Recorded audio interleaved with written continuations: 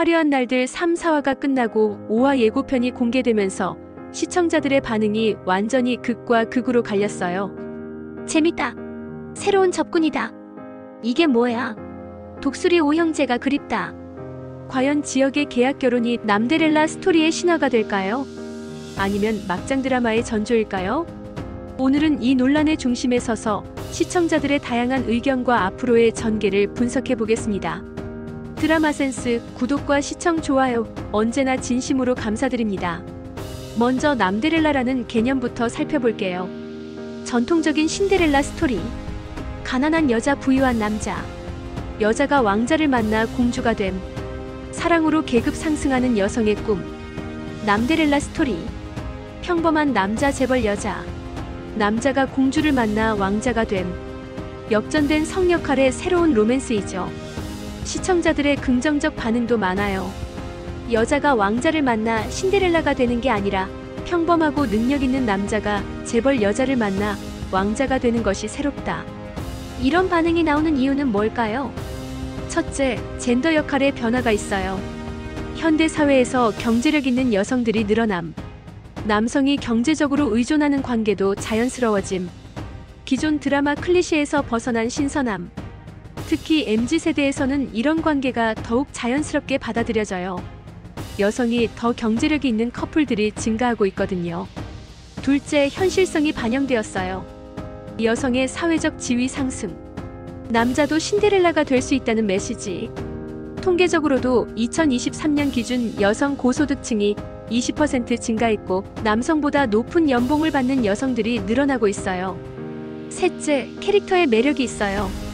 지역 능력은 있지만 경제적으로 어려운 상황. 정보와 돈은 있지만 진정한 사랑을 원하는 상황. 서로의 부족함을 채워주는 관계. 사실 경제력 있는 여성과 평범한 남성의 로맨스는 최근 드라마에서 종종 다뤄지는 소재예요. 다만 화려한 날들에서는 더 현실적이고 절박한 상황으로 접근하고 있어요. 기존 드라마들은 대부분 판타지적 요소가 강했지만 지역의 상황은 정말 현실에서 일어날 수 있는 일이거든요. 반면 부정적인 반응도 만만치 않아요. 가장 많이 나오는 불만들은 첫째, 이렇게 되면 여주 은호하고는 끝나는 거 아니야? 지은호를 여주로 만들어 놓고 이렇게 하면 의미가 없다. 그럼 왜 여주로 설정했냐는 의문이죠. 스토리 구조 자체에 대한 의문입니다. 특히 초기의 지은호의 직진 고백과 순수한 사랑을 보여줬는데 이게 허무하게 끝나는 것 아니냐는 우려가 커요. 둘째, 너무 재미없다. 독수리 오형제가 그립다. 훈훈한 가족 드라마를 기대했는데 배신감. 복잡한 삼각관계와 계약 결혼은 피로감 유발. 단순하고 따뜻한 스토리를 원했던 시청자들의 실망. 독수리 오형제는 정말 예측 가능했지만 그 예측 가능함이 안정감과 위로를 줬거든요. 코로나 이후 지친 시청자들에게는 그런 힐링이 필요했는데 화려한 날들은 오히려 스트레스를 주고 있다는 반응이에요. 셋째, 이거 가족 드라마인데 또 막장이냐? 지겹다. 계약 결혼 막장 드라마의 전형적 소재. 가족 드라마라고 했는데 왜 이런 설정이? 장르에 대한 기대와 현실의 괴리. 특히 5060 주시청층은 이런 설정에 더욱 민감해요. 가족 드라마라는 장르명에 대한 신뢰도가 떨어진다는 의견도 많고요. 넷째, 이건 잘못된 만남이야. 길게 못 간다. 사랑 없는 결혼은 결국 실패할 수밖에. 정보화가 전 애인과 도망갈 거라는 예측도 있어요. 현실적 관점에서의 비관론을 보면 실제로 계약 결혼이나 정략 결혼의 성공률은 매우 낮다는 통계도 있어서 시청자들이 현실성의 의문을 제기하는 것도 당연해요. 이런 반응들이 나오는 이유는 뭘까요? 기대치의 차이가 가장 큰 문제예요. 독수리 오형제를 부탁해 성공 공식인. 막장 없는 훈훈한 스토리. 예측 가능하면서 안정적인 전개. 가족애와 따뜻한 로맨스. 명확한 선악구조. 반면 화려한 날들의 현재 상황을 보면 복잡한 인물관계. 예측 불가능한 전개. 갈등과 혼란의 연속. 모호한 캐릭터들. 시청자들이 이건 내가 원했던 드라마가 아니야 라고 느끼는 것도 당연해요. 그래서 시청자들의 의견도 호불호가 갈리는 상황. 일부는 새로운 시도를 평가하지만 일부는 아쉬움을 표현하죠. 시청률이 하락 또는 제자리인 것이 이를 반영하고 있습니다.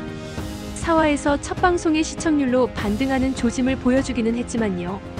독수리 오형제 팬들의 이탈이 있는 것 같아요. 새로운 시청자 유입은 제한적일 수 있어요. 그럼 지역이 정말로 돈 때문에 정보화와 결혼하려는 걸까요? 표면적 이유들이 있어요.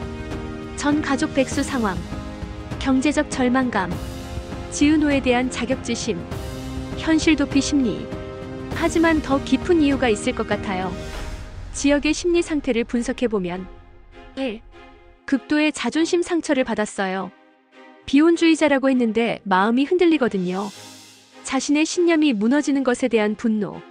차라리 사랑 없는 결혼이 편하다는 자포자기. 지역에게 비혼주의는 단순한 선택이 아니라 자기 정체성의 핵심이었어요. 그런데 지은호 때문에 그게 흔들리니까 차라리 정반대로 가버리는 극단적 선택을 하는 거죠. 2. 지은호에 대한 보호 본능의 역설. 진짜 사랑하기 때문에 멀리하는 것. 내가 불행하게 만들 바에야 차라리. 자기 희생적 사랑에 비뚤어진 표현입니다. 이건 전형적인 나는 너에게 좋은 사람이 될 수 없어 심리예요. 자신의 현재 상황이 지은호를 행복하게 해줄 수 없다고 판단하고 차라리 깔끔하게 정리하려는 거죠. 3. 가족에 대한 책임감의 왜곡. 아버지 실직으로 자신이 뭔가 해야 한다는 압박. 하지만 방법을 모르겠으니 극단적 선택. 이것도 가족을 위한 희생이라는 자기 합리화를 하는 거예요. 한국 사회에서 장남의 책임감은 아직도 강해요. 특히 아버지가 실직한 상황에서 지역이 느끼는 압박감은 상상 이상일 거예요. 4. MZ세대 특유의 현실주의. 사랑보다 현실을 택하는 세대적 특성. 로맨틱한 사랑은 사치라는 인식. 실용적 선택을 합리화하는 문화. 요즘 젊은 세대들은 정말 현실적이에요. 사랑만으로는 살 수 없다는 걸 너무 잘 알고 있거든요. 농구하며 소리친 내 속을 누가 알아? 이 대사가 핵심이에요. 지역의 속마음은 나도 은호를 사랑해. 하지만 이 상황에서 어떻게 사랑을 말할 수 있어?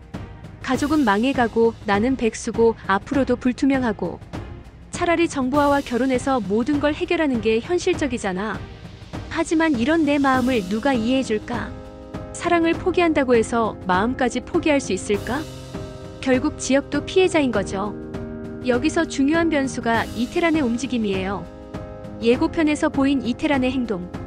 지은호에게 2단계 접근 시도. 대형 인테리어 공사 의뢰. 더욱 적극적인 개입. 이태란의 개입이 상황을 바꿀 가능성이 있어요. 3천만 원짜리 공사로 지은호 가족 도움. 만약 이태란이 정말로 지은호를 도우려는 거라면 이게 게임 체인저가 될 수 있어요. 지역이 계약 결혼을 선택한 가장 큰 이유가 경제적 문제인데 이게 해결되면 상황이 완전히 달라지죠. 둘째, 과거 진실이 알려집니다. 지역과 지은호의 아버지들 사이의 인연으로 두 집안의 운명적 연결고리 발견. 우리는 운명이었다는 깨달음이 오는 거죠. 만일 두 집안의 과거 사연이 밝혀지면 단순한 연애가 아니라 운명적 사랑이라는 새로운 프레임이 생겨요. 셋째, 정보화의 정체성 변화가 있을 수 있어요. 진정한 사랑이 뭔지 깨닫게 될 가능성. 그래서 스스로 지역을 포기하는 시나리오가 되는 거예요. 시청자들의 의견을 종합해보면 몇 가지 시나리오가 예상돼요. 시나리오 1. 빠른 반전과 회귀 가능성입니다. 은호는 체념하고 보내지만 지역은 결국 진실한 사랑을 깨닫고 돌아올 수밖에 없을 거다. 이 의견이 가장 많은 이유는 가족 드라마의 특성상 해피엔딩 예상, 지역의 현재 행동이 일시적일 것이라고 믿기 때문입니다. 소현경 작가의 전작들을 보면 이런 극적 갈등은 보통 초중반에 해결되는 편이에요. 시나리오 2. 장기적 갈등 구조 가능성. 지역 정보와 결혼이 실제로 진행되어 중반부까지 이 구도 유지. 더 극적인 반전을 위한 장기 플랜이죠. 하지만 이건 시청률 리스크가 너무 커요. 시청자들이 이미 불만을 표하고 있는 상황에서 더 끌고 가기는 어려울 것 같아요. 시나리오 3. 완전히 새로운 방향 가능성.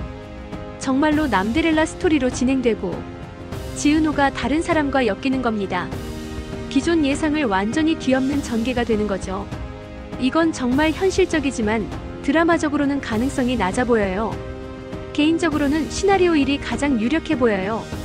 왜냐하면 소현경 작가의 과거 작품 패턴, 가족 드라마 장르의 한계, 시청률 회복을 위한 필요성.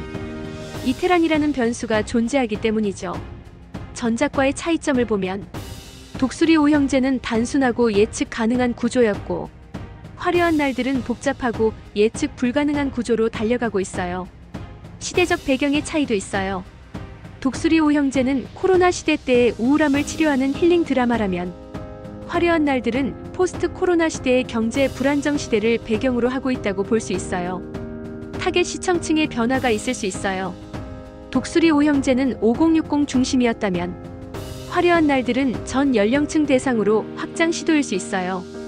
화려한 날들의 새로운 시도는 뭘까요? 남데렐라 컨셉트, 더 현실적인 경제 문제, 복합적인 인물 관계, 예측 불가능한 전개, MZ세대 정서 반영. 하지만 새로운 것이 항상 좋은 것은 아니다라는 시청자들의 반응도 일리가 있어요. 드라마는 실험작이 아니라 대중 오락물이니까요. 특히 주말 가족 드라마는 안정감과 위로를 주는 게 더 중요할 수 있어요. 작가의 딜레마는 뭘까요? 새로운 시도 대 검증된 공식, 젊은 시청자 대 기존 팬층, 예술성 대 대중성이 아닐까요? 저희의 예상으로는 첫째, 계약 결혼은 진행되지만 짧은 기간 지속되다가 문제가 발생하고 지역이 깨달은 후 은호에게 돌아올 것이라고 봅니다. 둘째, 이태란이 지은호 집안의 경제 문제에 결정적 역할을 하면서 은호에게 자신감을 주게 되고 이것이 지역과의 관계 회복의 지렛대가 될 수 있어요. 운명적 사랑으로 돌아가는 거죠. 셋째, 시청자들의 분노는 일시적일 겁니다. 반전 후 역시 소현경 작가야 독수리 오형제 팬들도 복귀하고 시청률 회복과 해피엔딩으로 마무리될 거예요. 넷째, 새로운 가족 드라마의 방향성이 제시될 수도 있습니다. 전통적인 가족 드라마의 훈훈함과 현실적인 갈등이 어우러진 새로운 형태죠.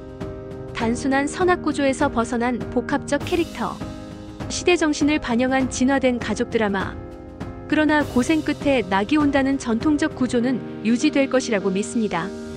다만 그 과정이 독수리 오형제보다 더 험난할 뿐이죠. 최종 메시지를 예상해 볼까요? 진정한 사랑은 어려움을 극복한다. 하지만 그 과정에서 현실도 무시할 수 없다. 사랑과 현실 둘 다 중요하지만 결국 선택해야 할 때는 사랑이 우선이다. 시청자 여러분은 어떻게 생각하시나요? 지역의 계약 결혼 반대하시나요? 지지하시나요? 댓글로 의견 남겨주세요. 그리고 구독과 좋아요, 알림 설정까지. 저희는 주중 쇼츠로 계속 찾아뵙겠습니다. 감사합니다.